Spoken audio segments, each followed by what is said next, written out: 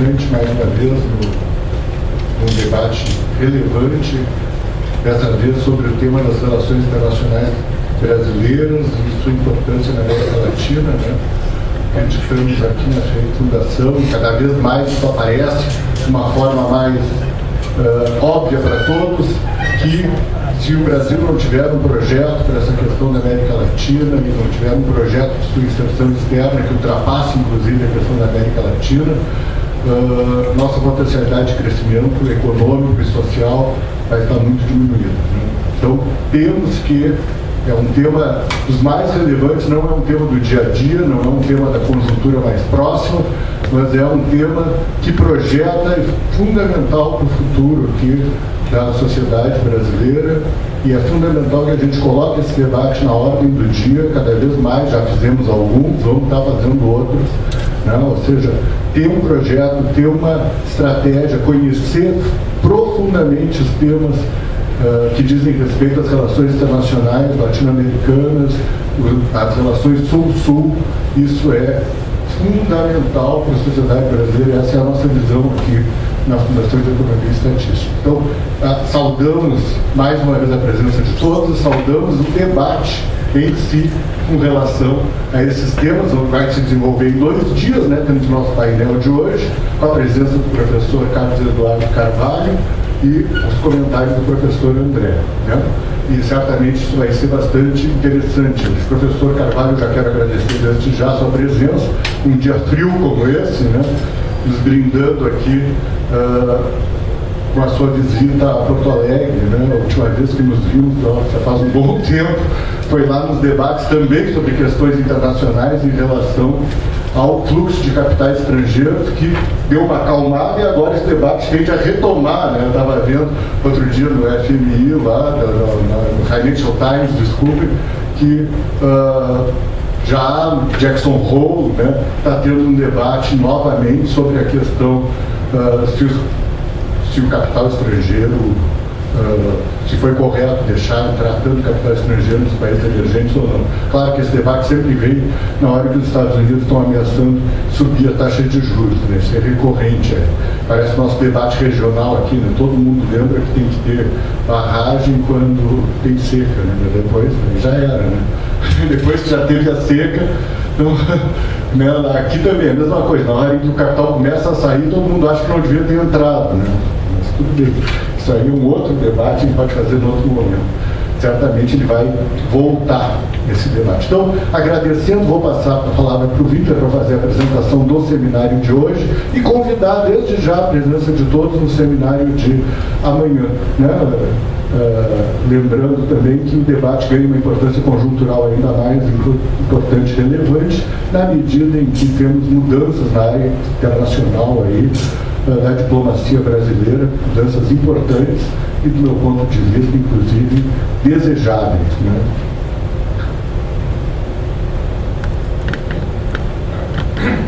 Boa tarde a todos. Vou fazer uma apresentação muito rápida. O professor Carlos Eduardo Ferreira é professor da PUC de São Paulo, professor associado da PUC de São Paulo. Ele trabalha na área de economia, relações internacionais, tem atuado em economia monetária, economia política internacional e economia da América Latina. O professor André Luiz Reis da Silva, da Relações Internacionais da URGS, trabalha nos pós-graduações da URGS, na Política e Estudos Estratégicos Internacionais, e realiza pesquisas internacionais contemporâneas, com foco nos países de desenvolvimento e política externa brasileira. Nós temos a lamentar hoje a ausência do professor Andrés Musacchio, que pode ser aguentado, infelizmente não vai poder comparecer, mas nos prometeu, já está agendado, para o mês de novembro.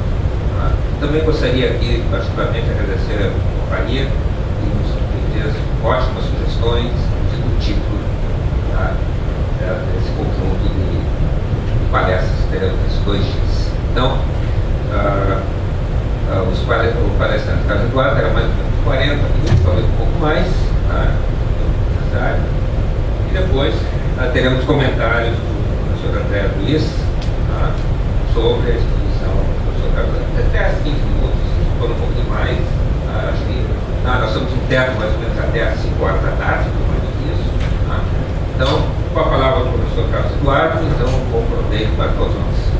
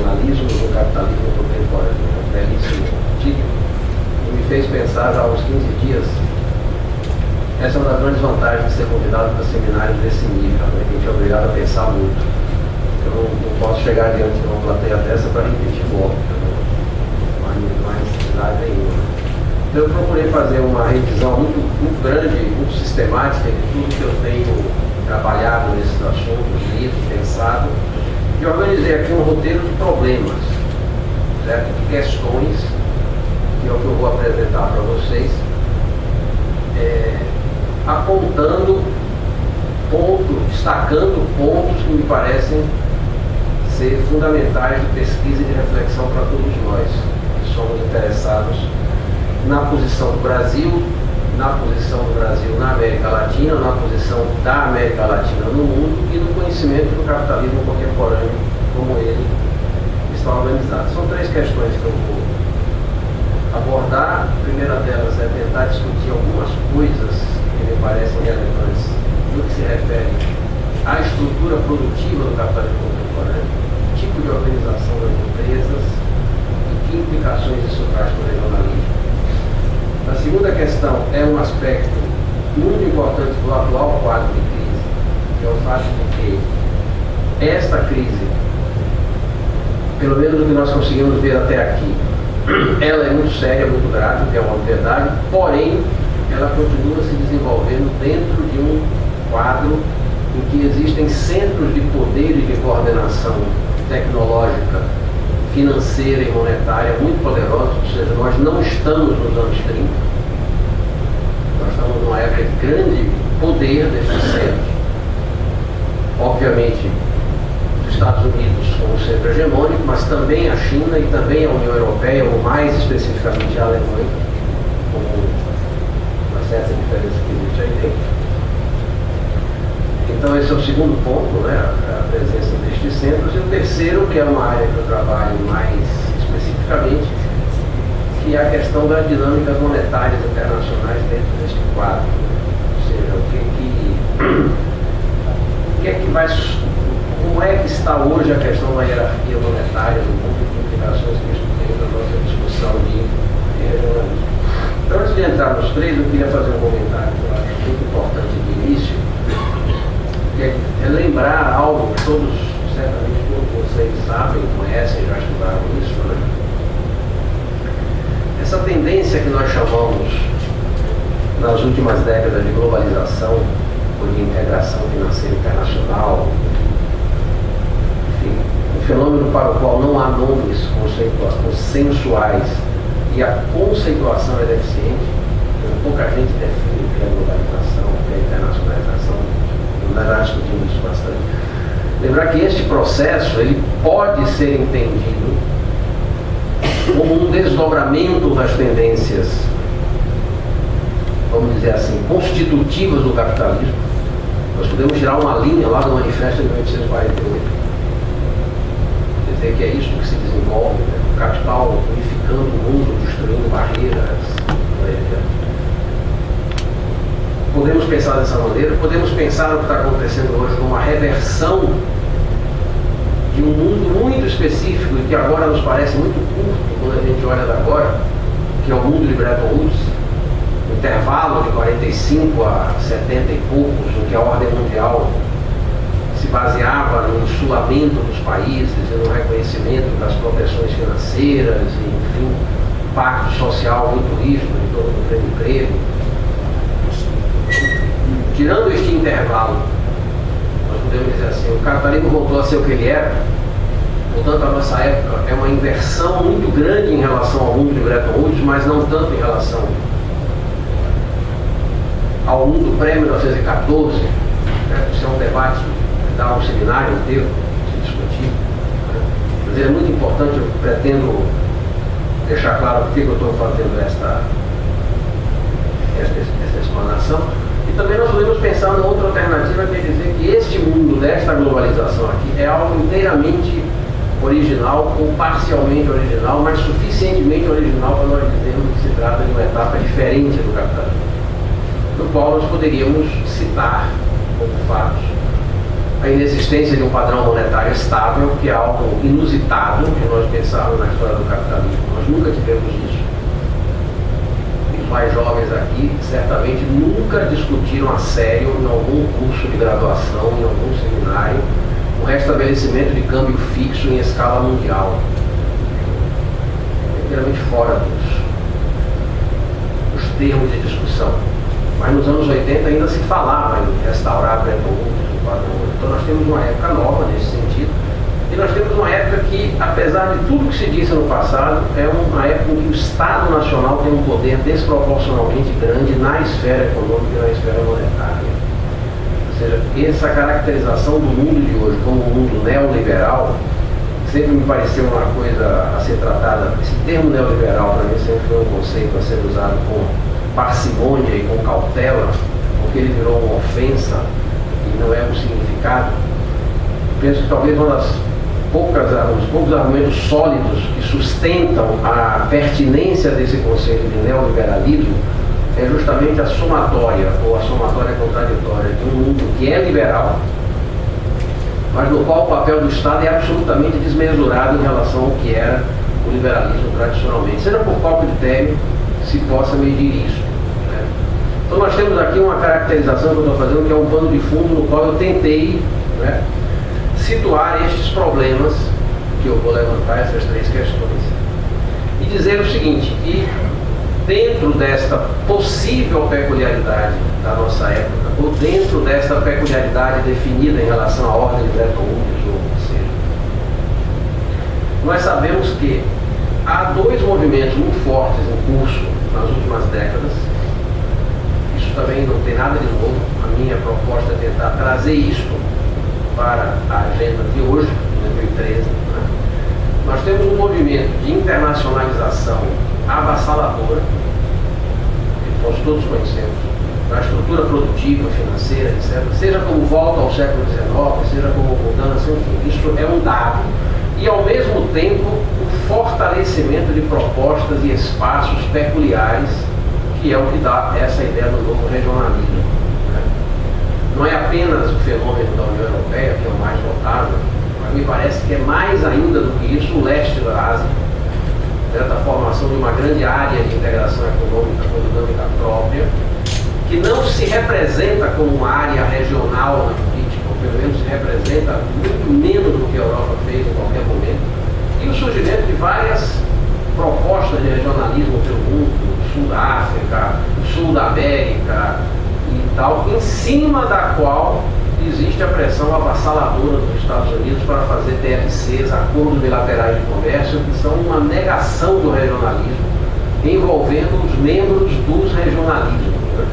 Eu estou fazendo isso aqui, não é um jogo de palavras, mas me parece uma certa perplexidade intelectual, que me parece aconselhável para todos nós, ao tratar um processo que é tão contraditório. Ou seja, simultaneamente, esta configuração da economia mundial ela parece dominada por uma universalização e ela gera sistematicamente espaços para propostas regionais sobre as quais esta universalização atua e desagrega. Esse é um ponto em que eu pretendo organizar as ideias que eu vou propor para vocês. Ou seja, há uma dinâmica em que as regiões são induzidas a pensar em termos de si mesmas e sistematicamente são desagregadas por esta força que esta pressão externa exerce. Eu penso muito no caso do Mercosul. Não é o nosso tema, mas eu acho interessante chamar a atenção disso. Ao mesmo tempo que o Brasil e a Argentina levam um processo desse tipo, a Argentina namora a China de maneira desabrida. A presença chinesa é cada vez maior e mais forte. A Venezuela depende cada vez mais da China, que acaba de ser sócia do Mercosul. E o Brasil namora sempre a possibilidade de que o real virasse uma moeda conversível. O nosso olho é para a OCDE, não é para a Argentina. Os sócios, cada um tem um favorito para fora, certo? Cada um está olhando para alguma outra coisa, né? Justamente porque a pressão de fora é muito intensa e é muito disruptiva, se for usar um termo desse. Ela é desagregadora, ela promove rearranjos do tempo todo. Muito bem, feita essa referência básica, não é? Como que a crise mundial entrou nisso é o tema que eu vou procurar relacionar nessas três questões que eu vou abordar aqui com vocês. O primeiro tópico, né, que eu queria chamar a atenção para entrar diretamente no assunto: quais são as implicações, ou pelo menos como é que nós podemos tratar algumas configurações que o capitalismo contemporâneo assumiu na questão empresarial, na questão das grandes corporações, etc. O que me parece, esta é a área que eu conheço menos, né? Eu sou de formação por atividade, estou muito mais virado para a área da macroeconomia, do câmbio, da moeda, e não tanto para a estrutura produtiva. Mas aqui acho que há alguma coisa que a gente precisa refletir, né? Nós temos que repensar, acho eu, outra vez, nós como brasileiros temos que rever o que realmente há de específico na configuração empresarial nisto que se chama de globalização financeira. O que é de fato diferente? Esta ideia das grandes cadeias produtivas internacionalizadas que impõem uma dinâmica do investimento produtivo, da criação e difusão de tecnologia, como é que estas grandes cadeias perpassam os países, possivelmente é o que há de mais distintivo na atual configuração do capitalismo em relação ao passado. Eu digo isso com bastante cautela, mas me parece que nós temos que pensar isso. Isso tem uma incidência direta nos debates do Brasil hoje, na nossa posição internacional. Eu me recordo muito de ter lido a questão que uns 3 meses atrás, no 4, um artigo na imprensa, na Folha de São Paulo, no Valor, de algum colega economista, dizendo que essa articulação México, Chile, Peru, Colômbia, né, de Aliança do Pacífico, etc. e tal, isso não tem nenhuma importância, não ameaça em nada o Mercosul, nem a nossa posição. É um artigo absolutamente soberbo. Isso aí é bobagem, não tem importância nenhuma.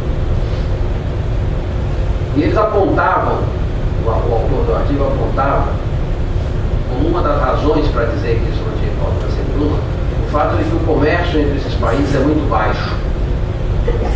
O comércio entre eles é muito baixo. E daí, por qualquer teoria de regionalismo que a gente estude, seria uma indicação de que a integração é fraca, né?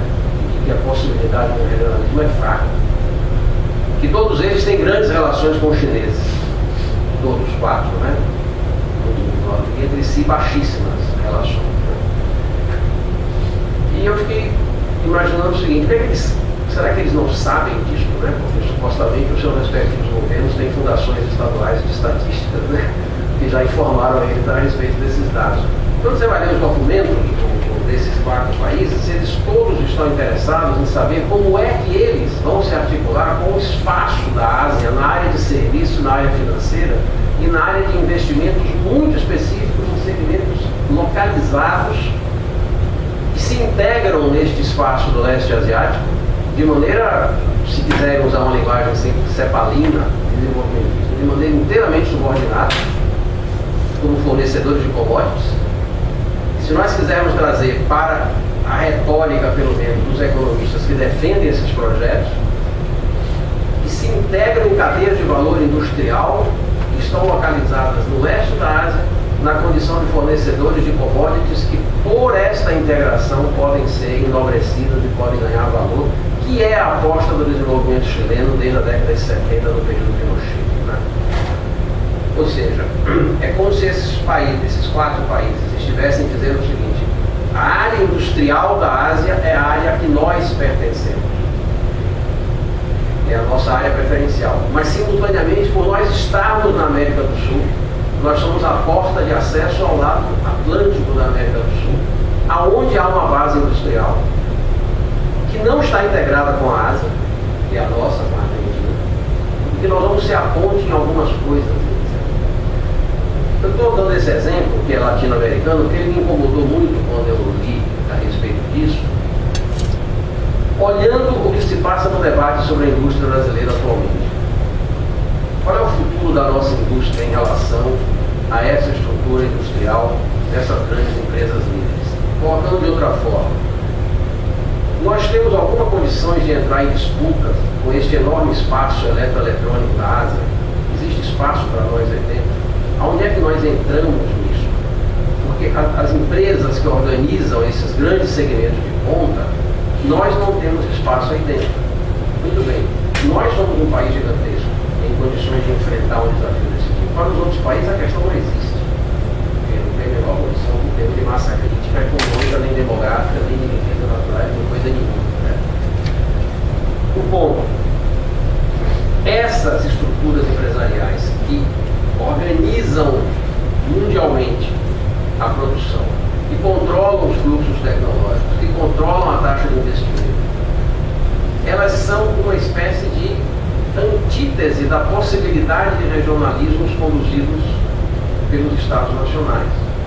Essa é uma interpretação que eu tomo com cautela, acho importante dizer, esta é uma interpretação que deve ser tomada com cautela. Como se nós disséssemos que essas empresas são atores, se quiser usar essa linguagem, agentes econômicos ou blocos de capital, sobre os quais os estados que se organizam em nível regional têm pouco poder, têm pouca capacidade de indução, de agregação, porque a dinâmica que eles seguem é própria. Muito bem. Só que na hora que vamos olhar isso com um pouco mais de cautela, nós vamos ver que este movimento tem um outro polo aí dentro, que é o fato de que essas grandes empresas, ou pelo menos uma grande maioria delas, estão profundamente vinculadas a estados nacionais, alguns dos quais têm projetos regionais muito peculiares e que estão em contradição entre si. Notadamente, o desequilíbrio europeu de hoje é essencialmente um desequilíbrio financeiro. Óbvio, mas há um problema muito grave. A Alemanha tem um espaço de integração com a China. A indústria alemã é uma das poucas do mundo que é vitoriosa, no sentido de encontrar uma integração com a China no fornecimento de bens de capital de excelência, bens de capital de custo médio, enfim, vocês conhecem isso bastante bem. O resto da Europa não, claramente são perdedores em relação à ascensão chinesa, mas estas empresas alemãs estão muito vinculadas ao Estado alemão, que por sua vez tem um projeto regional com a Europa. E o governo chinês aparentemente tem um projeto com a Ásia, mas não tem nenhum vínculo formal com nada da Ásia. Dizer que a China é uma espécie de voador solitário parece uma piada pelo tamanho do país, né? Mas quando nós vamos olhar o grau de compromisso formal do governo chinês com o espaço asiático, ele é muito baixo. Mas, ao mesmo tempo, a dinâmica industrial americana na China e da ascensão das grandes empresas chinesas está profundamente vinculada com a rede de alta tecnologia da Ásia. Singapura, a Coreia, etc., como todo mundo sabe. E temos o problema das empresas americanas, que, ao mesmo tempo, são nacionais, vinculadas ao seu Estado, e operam com os chineses lá dentro, como todo mundo sabe. Ou seja, eu estou querendo, em síntese, para fechar esse tópico, querendo trazer para vocês uma perplexidade, mais uma vez eu uso o termo, que em termos de agenda de pesquisa para nós, isso é absolutamente, do meu ponto de vista, absolutamente crucial, não é a minha área, eu não sei muito bem como avançar nisso, mas cabe a indagação a respeito dos impasses, qual é a relação que existe dos impasses do nosso crescimento econômico com este processo, com a taxa de investimento da nossa indústria, que nós faremos com a nossa indústria. A dificuldade da indústria brasileira tem explicações fortíssimas: câmbio, custos de infraestrutura, estrutura tributária, sabemos tudo isso. Mas espanta o fato de que esta indústria não seja capaz de induzir no país um processo de superação desses entraves. Ela se acomodou a isto também. Ela se acomodou à perda de poder. É espantoso que nestes quesitos, se nós olharmos para trás agora, os 10 anos de Fernando Henrique, os 8 anos de Fernando Henrique, os 10 anos do PT, são mais ou menos a mesma coisa.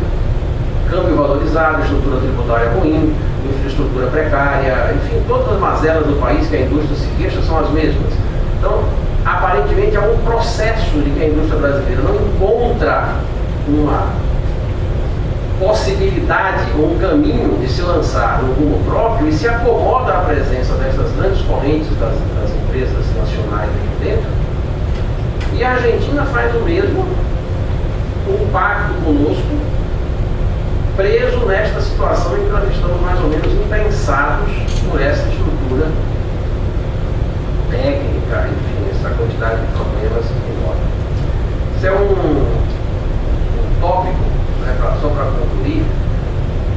Eu sinto a necessidade muito grande de nós olharmos este momento, não apenas do Mercosul, mas também o momento da indústria brasileira, tentando sair desta discussão de curto prazo, que é importantíssima, não estou menosprezando nada, olhar 25 anos para trás e ver em que medida nós perdemos ou não a possibilidade de nos articularmos com o crescimento destas grandes cadeias produtivas de futuras tecnologia em escala internacional e por que é que a sociedade brasileira aceitou isso. Porque esse é um assunto, a Fiesp reclama, não sei quem lá reclama, o Zé Alencar reclamava, lembra? O finado lá, reclamava e pronto, e fica, por exemplo, a PT, PSDB e é tudo a mesma coisa.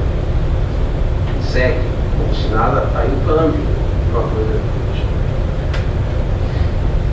Então, esse é o primeiro ponto, né, que eu queria chamar a atenção. O segundo, né, a questão de que nós estamos diante de centros estatais muito poderosos em escala internacional. Esse é um tópico que eu acho, já mencionei na pequena introdução que eu fiz, que me parece muito importante convidar a nossa reflexão. Um exercício que eu gosto muito de fazer em sala de aula, especialmente com os alunos de Relações Internacionais, na graduação de aí, para um economista. Para mim foi uma experiência de economista fantástica, né? Porque se explicar a economia para quem não é economista, a minha conclusão é que eu descobri que eu sei pouco de economia. Fiquei gostando muito mais de economia do que eu gostava. Mas eu descobri que eu sei pouco, porque os alunos fazem perguntas desconcertantes. Né?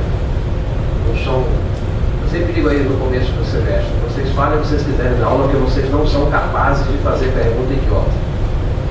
Porque como eles não têm toda a roupagem técnica da linguagem, vamos direto ao assunto.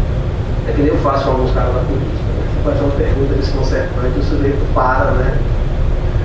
Então eu sempre digo para eles, chamo a atenção deles, o seguinte: vamos comparar as grandes crises. Né? Nós temos no século XX a grande crise dos 30, a grande crise dos 70, a grande crise agora dos 2010, 9, 10, né? Nossa, 3 grandes momentos da história. Certamente a crise de 30 foi a maior crise da história do capitalismo, todo mundo sabe, etc. Explicações básicas que nós temos sobre a crise de 30, estou repetindo o óbvio, mas às vezes isso é útil, né? A crise de 30 virou uma catástrofe em grande parte pela ausência de um centro de poder. Muito bem. Centro de poder militar, político, diplomático, econômico.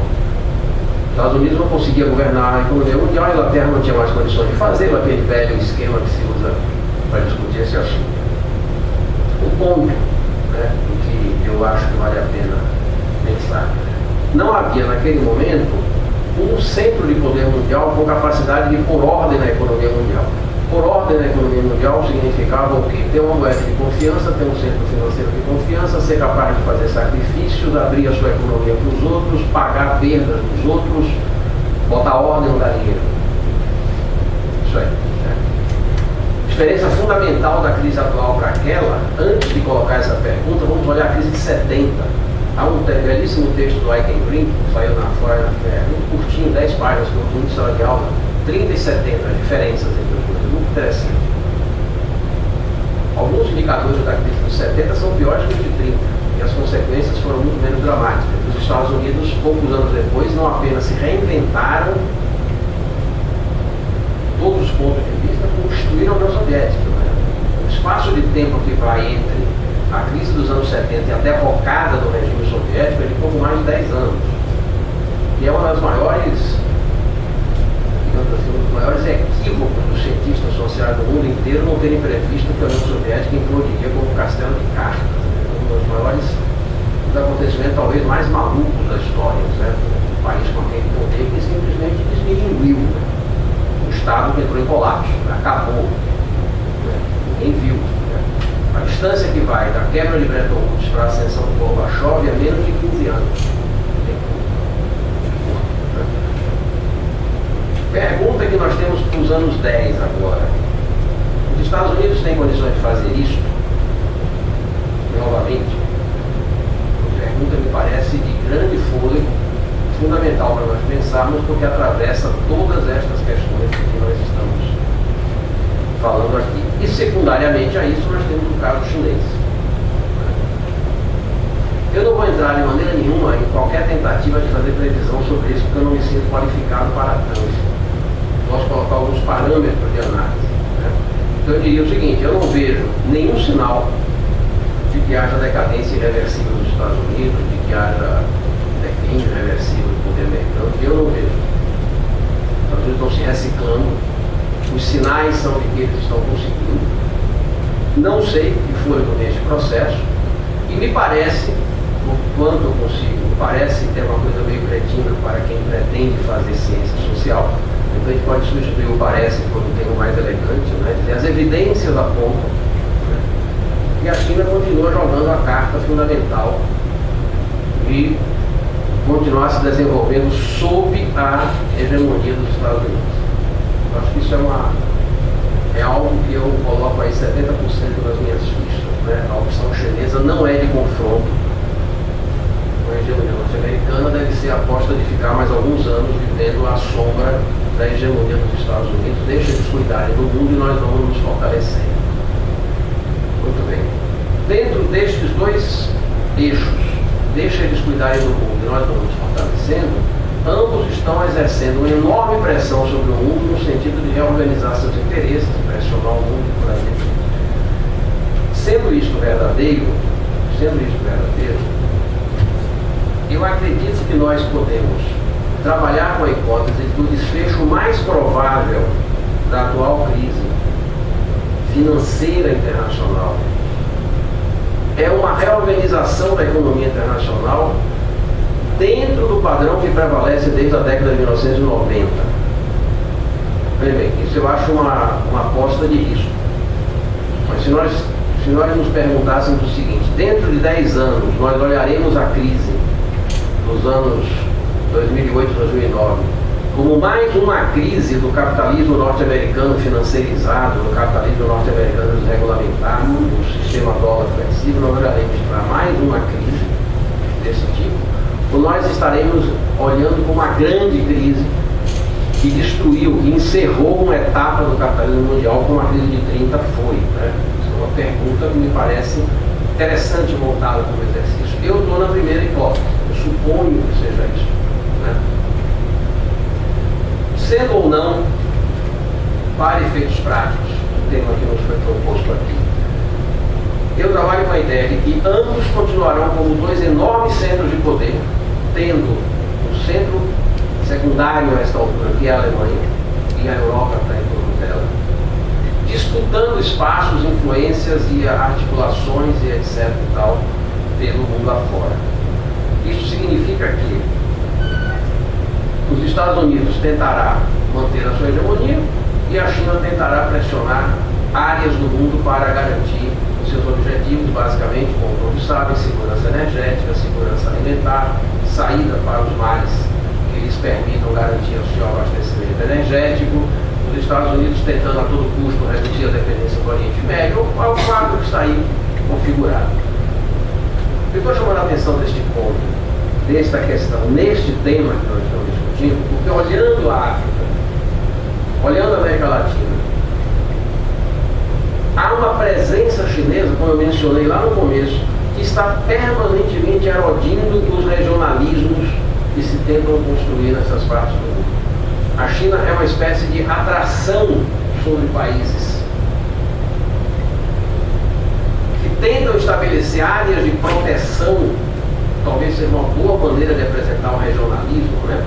Acordos supranacionais que geram áreas de conforto, áreas de proteção para países menos fortes, que têm projetos de autonomia, etc. Acho que isso é uma boa maneira de caracterizar os regionalismos de nossa época. A China está permanentemente seduzindo estes países com dinheiro, sem escrúpulos, né?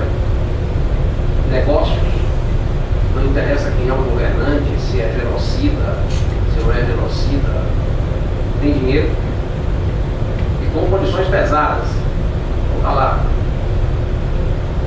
A China está lá em Angola, despejando rios de dinheiro no emprego angolano, né? Emprega chineses, né? Todo mundo conhece as condições que a China está na África, os problemas que isso tem gerado, em Botsuana, tem vários desse tipo, lá, Etiópia, por aí afora, Sudão. Continuar exercendo esse papel é um efeito que eu parece desagregar estas áreas. Por isso eu citei no começo a questão dessa aliança do Pacífico. A China é um imã, né? Puxando o outro lado dos Andes e nós aqui tentando puxar para cá. Uma imagem que eu gosto de representar isso que está acontecendo, que acontece em várias partes do mundo. Só que ao mesmo tempo a China é parte deste mesmo esforço norte-americano, como todos vocês sabem, um jogo de casamento complicadíssimo. E os Estados Unidos tentam seduzir os mesmos países por motivos diferentes. Não é à toa que muita gente vê nos governos petistas, para desagrado de muitos amigos meus petistas, radicais, semi-radicais ou quase radicais, e que os governos petistas são mais ou menos pró-americanos como todos os outros. Não era por acaso que Lula se sentia feliz com Bush, né? Uma química. É difícil imaginar que o Lula se sentisse feliz com o Bush em tal. Né? Agora o Lula com o Bush tinha um churrasquinho de costela lá em São Bernardo rolava, né? Tem um esquema, tem uma identidade aí no meio, né? Enfim, estou falando de maneira leviana e jocosa, porque eu acho que é uma maneira de representar isso, é um processo de disputa que deve crescer, né? Se nós bem, como eu disse no começo, eu não estou fazendo nenhuma aposta a respeito da capacidade dos chineses de manter o ritmo de crescimento atual e muito menos dos Estados Unidos de reciclarem, porque as duas coisas somadas, qualquer coisa que alguém diga é chute, né? Eu estou fazendo um exercício que é o seguinte: mantidas as tendências atuais do que está acontecendo hoje, o que é que pode acontecer de mais provável? É uma disputa enorme que leva as propostas de regionalismo a dificuldades que me parecem crescentes. Elas não são decrescentes, elas vão aumentar, porque justamente esses dois centros de poder são tão poderosos e no meio está a Europa, no meio é que eu estou dizendo que é um outro centro de gravitação enorme. Evidentemente, se nós estivéssemos no leste europeu ou no Oriente Médio, isso seria muito mais forte, né? A Europa está aí para nós, né? Enfim. E, assim, a presença destes dois centros faz com que as propostas de integração regional estejam permanentemente sendo questionadas de fora de maneira avassaladora, e o questionamento de fora é porque esses dois polos de poder atraem gente que está dentro, né? Eles atraem pessoas que estão aqui, não é? Grande parte da burguesia industrial brasileira não se incomoda com o câmbio alto porque eles viraram revendedores dos chineses e ganham muito mais dinheiro fazendo isso do que fabricando bugiganga no Brasil. Enquanto o petróleo estiver alto, a soja estiver alta e o minério de ferro estiver alto, os brasileiros vão consumir os produtos chineses. Essa configuração que a China exerce sobre nós, ela nos permitiu fazer muita coisa importante para o país, melhorar as condições de vida do povo brasileiro, as bolsas, etc, etc. Tal, mas ao mesmo tempo nos leva para uma gravitação em relação à economia chinesa, que é algo bastante complicado se nós colocarmos isso nos termos do que eram as nossas ideias de autonomia do movimento e por aí adiante. Então, esse é o ponto que eu quero chamar a atenção. Esses dois grandes centros de poder que disputam nesse momento a ordem mundial, como é óbvio, se nós olharmos a história do capitalismo, estão assentados em dois estados nacionais muito poderosos, profundamente nacionalistas e profundamente ciosos de sua segurança. Então são dois estados que não têm a menor dúvida de que eles querem defender seus países, que eles estão se preparando para ir à guerra se for necessário em qualquer momento, gastarão dinheiro para isso consideravelmente e não estão interessados em abrir mão de sua autonomia em relação a projeto regional de nenhum tipo. Ou seja, do mesmo jeito que os Estados Unidos aprendeu isso há muito tempo, os chineses também mostram que aprenderam. Então é um duelo de duas estruturas econômicas poderosas com dois estados nacionais muito poderosos. Claro que a desproporção de poder é absurda, mas na projeção do tempo ela tende a diminuir. Isso é uma tese complicada, mas que eu acho que nós temos que pensar. Essa tendência, me parece, que a disparidade de poder entre a China e os Estados Unidos decline, vai se aproximar, certo? A capacidade da China daqui a alguns anos de impedir certas guerras de agressão dos Estados Unidos pode se tornar um fato, embora seja discutível e por aí adiante. Mas são dois centros de poder muito poderosos e dois centros de poder político muito poderosos que, portanto, têm esse efeito dissolvente, né, sobre as estruturas regionais que são criadas. Última questão, o que eu chamo aqui de uma expressão muito típica de economistas que estudam economia monetária, economia mundial, internacional mundial, a parte financeira, é uma tendência de afrouxamento da hierarquia monetária mundial. Eu gosto de ilustrar essa expressão com a seguinte ideia. Até 10 anos atrás, 5 anos atrás, até antes da crise de 2008, quando nós pensávamos exercícios de sala de aula, né? Se a hegemonia do dólar não era algo eterno e dado por Deus, era um dia terminará. Né? Então nós podemos assumir que um belo dia o mundo não terá mais o dólar como moeda hegemônica, como não teve a Libra como moeda hegemônica para todo sempre. Nós pensávamos até 7 anos atrás, 6 anos atrás, 5 anos atrás, de maneira unânime, ou nós teremos uma perpetuação da hegemonia do dólar, como nós tivemos na crise dos anos 70, ou será isto? Os Estados Unidos se reinventam, quebram o mundo, fazem diabo a 4 e botam o mundo em ordem e restabelecem o dólar, com uma mistura de força militar. É o governo Reagan, né? Reagan, não sei como é que se pronuncia isso em inglês. É uma mistura de guerra nas estrelas, com sobrevalorização do câmbio, com imposição de regras monetárias pelo mundo afora. A lambança dos anos 80, né? Que o governo americano promoveu no mundo, virou o mundo de perna para cima, inclusive eles próprios. Ou é isto, ou é o caos dos anos 30, em que nós teremos uma estrutura monetária mundial sem moeda líder. Apocalipse, né? É a Zorra, né? Que foi o que nós conhecemos a partir do momento em que a Inglaterra desvalorizou a Libra em 32, né? E aí acabou a ordem mundial. Tinha mais padrão. Então é isso aí. Do meu ponto de vista, isso é uma questão que eu quero colocar para vocês como uma provocação para análise. Do meu ponto de vista, o que está ocorrendo atualmente é uma coisa no meio. Ou no meio, ou mais próxima dos anos 70, ou mais próxima de 1940. O dólar se mantém como moeda mundial de maneira inquestionável. Até aqui. Olha bem, estou sendo preciso. Há 7 anos atrás, 6 anos atrás, em 2007, as pessoas que apostavam no declínio irreversível do dólar eram mais numerosas e tinham muito mais audiência do que hoje. A crise fortaleceu o dólar, que é um resultado, digamos que pouco previsível nas condições da época. Exercícios que nós fazíamos até 2007. Em que condições o dólar pode perder a condição de moeda mundial? Colapso político do Estado americano. Uma era muito citada, uma grande crise bancária nos Estados Unidos.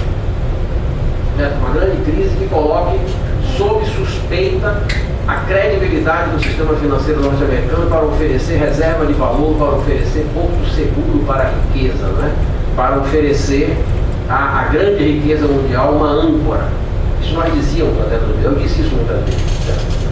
Aconteceu exatamente isso. Certo? Em 2008, no mês de setembro, outubro, estavam quebrados todos os grandes bancos dos Estados Unidos, sem exceção nenhuma. O mercado financeiro americano estava quebrado, todo ele. E naquele exato momento, a riqueza do mundo correu para os Estados Unidos, correu para o dólar, e o dólar foi a moeda de reserva, e os Estados Unidos refinanciaram o mundo. Né? Muitos de vocês devem se lembrar que logo depois da crise do Lehman, segunda metade de setembro de 2008, no auge da crise mundial, os Estados Unidos abriram uma linha de crédito para o Banco Central Europeu de 300 bilhões de dólares. Eles mostraram quem era o dono da bola. Né? Eles deram crédito ao Banco Central, que diziam que iria sucedê-los, né, como emissor da moeda mundial. Deram dinheiro para nós, para a Coreia, para o México. Quem tem minha idade se lembra do Chacrinha, né? Jogando bacalhau para a plateia. Né? A impressão que dava o governo americano naquela época, em setembro de 2008, era o Chacrinha, né? Quem quer goiabada? Quem quer dólar? Né? Ia jogando, né? Todo mundo pegando, né? Bacalhau, goiabada, tudo. Né? 80 milhões para salvar a IG, lembra? 30 milhões para o General Bottas, não sei quanto para o City. Ia jogando dólar, pela janela, né? E ele jogava e o dinheiro voltava, né? O dólar voltava todo. Você lembra para quanto foi o real naquela época? Né? O real saiu de 1,50 e pouco para 2,40 em questão de 15 dias. Né? Eles reafirmaram isso. Só que simultaneamente, de lá para cá, o uso de outras moedas do mundo cresceu. Certo? A moeda chinesa é mais usada hoje do que ela era. A moeda da África do Sul é usada regionalmente. O won da Coreia do Sul, né? Ensaiou-se fazer isso com o real. Desenhou-se neste período de 2008, 2009 até agora uma solução que era ignorada, que eu estou chamando aqui de coluna do meio, que era a possibilidade desta pirâmide, que era muito rígida, né? O que é que nós tínhamos? O dólar, logo abaixo dele vinha o marco alemão, o euro e o iene, depois vinha logo ali juntinho o franco suíço, as moedas que não eram moedas de comércio, mas eram reserva, e depois vinha o resto, né? O terreno não sabido, né? As moedas que ninguém sabia o que era, né? Aí estava o Guarani, estava o peso uruguaio, moeda brasileira que ninguém sabia o nome, porque mudou tanto, né? E o resto todo, né? Agora não é assim, né? O real tem mercado, o Riad tem mercado lá da Arábia Saudita, o won da Coreia, essas moedas existem, as pessoas fazem negócios com rúpias, né? Essa crise desses dias está testando isso. Não sei o que vai acontecer, obviamente, né? Testando se isso é verdade, se tem consistência, se sobrará alguma coisa nisso aqui. Trago essa discussão para o nosso tema de regionalismo. O problema que eu coloco para vocês, a perspectiva de que o real poderia se transformar numa moeda conversível internacionalmente, a perspectiva de que nós poderíamos ter uma moeda forte, ela seduziu uma parte considerável da nossa elite econômica e política e de esquerda. Certo? Uma grande parte da desconfiança com que o Brasil olha a Argentina era, nós olhávamos a Argentina assim um pouco de longe para a gente não se contaminar, né? Porque o real era uma moeda séria, né? Enquanto que o peso argentino é uma moeda dos bichos, né? Nós somos um governo de esquerda, mas cumprimos contratos. Somos gente séria, gente que tem responsabilidade. Onde é que está se olhando para isso? É para a nossa adesão à grande banca mundial. A nossa ligação com essa plutocracia internacional. Né? O governo brasileiro, muitas vezes, o governo petista, evidentemente, muitas vezes se sentia na antessala da Casa dos Brancos. Né? Nós vamos entrar, eles vão nos chamar para jantar. Nós já estamos aqui tomando um conhaquezinho, uma coisinha, estamos quase entrando lá. Né? E era a moeda que ia garantir isso. Era a nossa fortaleza, a solidez das nossas instituições monetárias. E é real, isso é verdadeiro, porque o real estava sendo demandado, inclusive, para compor reservas internacionais. Mais uma vez, isso interfere nas dinâmicas regionais. Então, pega lá que eu conheço disso, né? As propostas de integração do sul da África usam a moeda sul-africana, anda. Ninguém está preocupado em criar outra moeda. No Mercosul isso não anda, porque os argentinos não aceitam. E nós também não damos garantia nenhuma.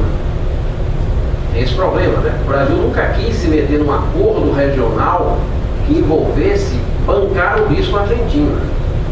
De jeito nenhum. O pessoal fala negócio de sistema de pagamentos mútuos, isso e aquilo, tudo conversa fiada, tudo liquidado em dólar. Porque o Banco Central do Brasil não assume risco à Argentina nem por 24 horas. Não topa isso. Por quê? Porque ele quer mostrar, isso é a minha interpretação, né? Ele quer mostrar em escala mundial que se trata de um Banco Central sério. Então não vai se meter com isso. Portanto, isso impede um tipo de articulação regional que seria indispensável se se quer constituir um espaço econômico que avance no regionalismo mais profundo. É a mesma coisa que os chineses jogam na África e no leste da Ásia. Na África, no leste asiático. Tudo bem, existe ali uma série de acordos monetários e tal, mas existe disposição de bancar risco. É um problema deles com os japoneses, então, esse último ponto, né, para a gente fechar aqui, que eu acho que eu já falei além da conta, esse último ponto, justamente eu quero explorar com vocês isso. A configuração da estrutura monetária internacional, ela coloca neste nosso assunto, dinâmica dos regionalismos,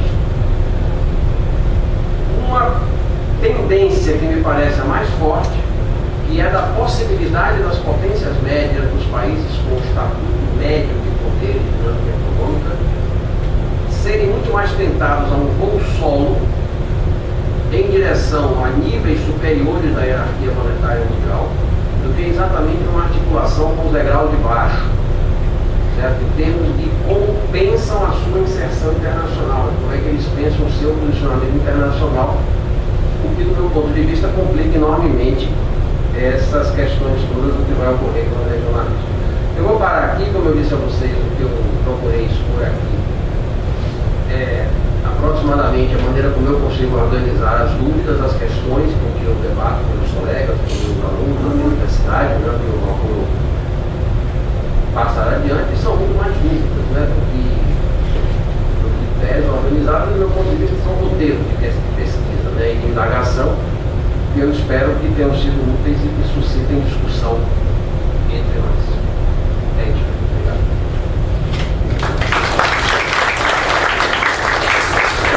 A tradicional gentileza, Gaúcho.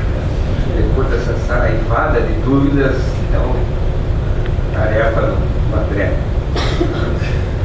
Vamos lá.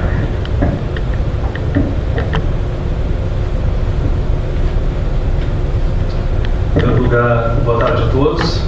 Quero agradecer a Fundação de Economia e Estatística, o professor Carlos Winkler, pelo convite a estar aqui como debatedor, os colegas aqui, André Scherer, o professor Carlos Carvalho. Tem vários colegas aqui também, né, o professor Faria, o Vamplá, o Igor, o geógrafo. Comentar todos, então, dizer assim, é um pouco. Eu não sou economista, né? Às vezes ligam lá para o departamento de economia, querendo saber da crise, querendo saber do câmbio. Eu digo, não, deve ser outro André que vocês estão procurando, que é o André Kuhn, enfim, né? Tem vários outros professores.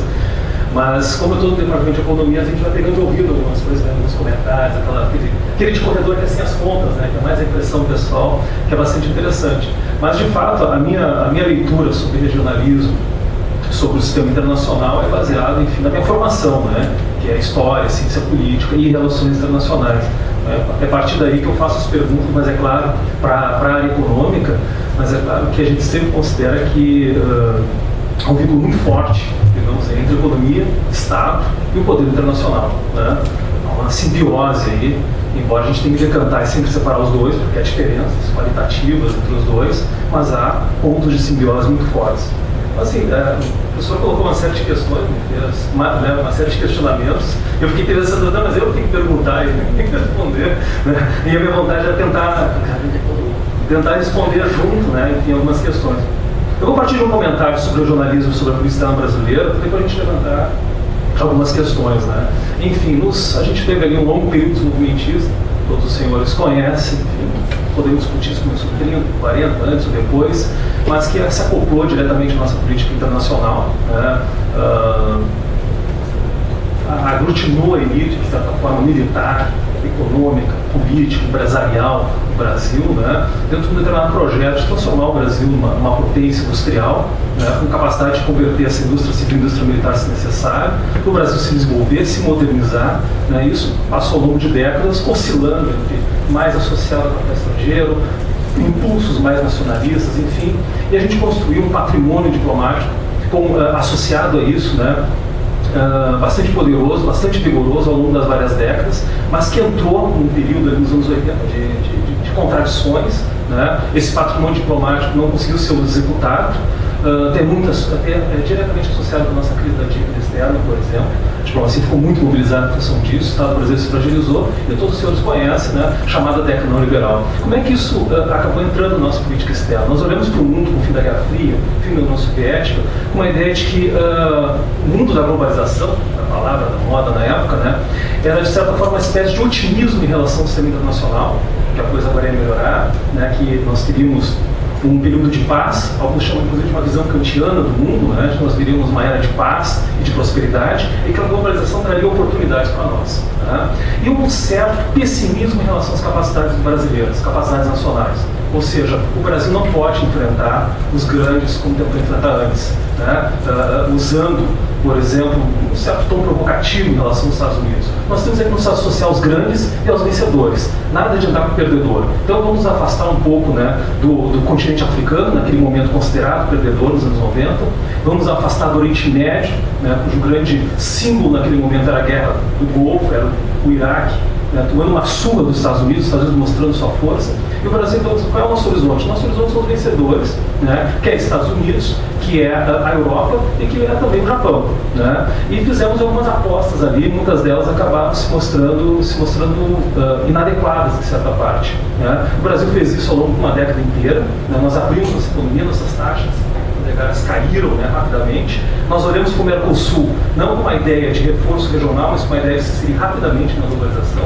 Essa era a ideia, né? Era para educar o empresariado nacional e se inserir rapidamente. Isso foi sentido em Collor ali. Depois, com o Cardoso, o Mercosul é repensado com uma ideia de fortaleza, né, contra a possibilidade da ALC e assim por diante. Mas fizemos uma abertura econômica. E do ponto de vista militar, do ponto de vista político, além de se aproximar das grandes potências, nós aderimos a todos os regimes internacionais possíveis, assinávamos todos os documentos que evitávamos assinar, por exemplo, tecnologia de mísseis, tecnologia nuclear, tudo a gente foi abrindo mão, né, se desarmando, imaginando que o mundo agora seria de paz. O que acontece? No final da década dos anos 90, a gente olha para o mundo está protecionista, né? Olhamos, não conseguia nem vender suco de laranja, problema do aço, problema do café, o mundo continuava protecionista, principalmente as grandes potências, e armado até os dentes.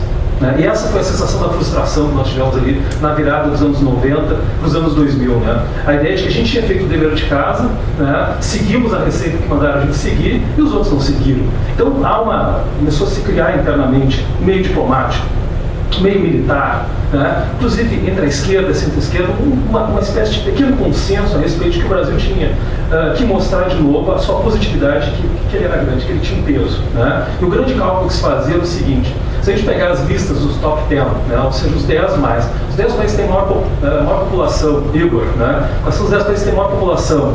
Os 10 países que têm maior território. E os 10 países que têm maior PIB, apenas China, Estados Unidos e Brasil figuram dentro dessas três listas. Então a gente começa a olhar para o Brasil por uma outra ótica. Mas é claro, sem